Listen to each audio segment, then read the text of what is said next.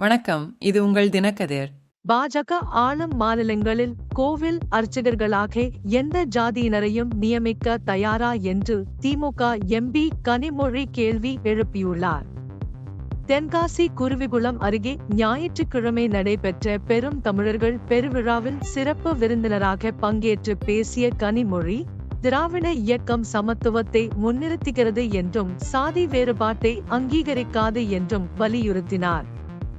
திராவிட இயக்கம் மண்ணின் நெறிமுறையில் ஆழமாக வேரூன்றியிருந்தாலும், மறுபுறம் பாஜக சாதி மற்றும் மதத்தை மையமாக கொண்டுள்ளது என்று கனிமொழி சுட்டிக்காட்டினார்.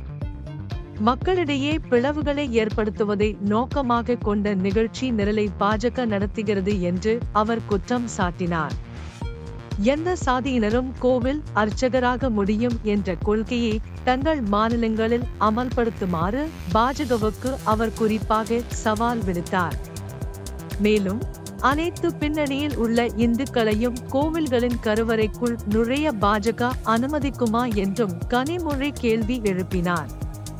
அவரது கருத்துக்கள் சாதி மற்றும் மத நடைமுறைகள் மீதான பாஜகவின் நிலைப்பாட்டில் உள்ள முரண்பாடுகளை முன்னிலைப்படுத்துவதை நோக்கமாக கொண்டிருந்தன. கனிமொழி தனது உரையில், பாஜக தலைமையிலான மத்திய அரசு தமிழகத்திற்கு நிவாரண நிதி வழங்குவதில் தாமதம் செய்வதாகவும், அது ஏழைகளுக்கு உதவி கிடைப்பதில் தடையாக இருப்பதாகவும் விமர்சித்தார்.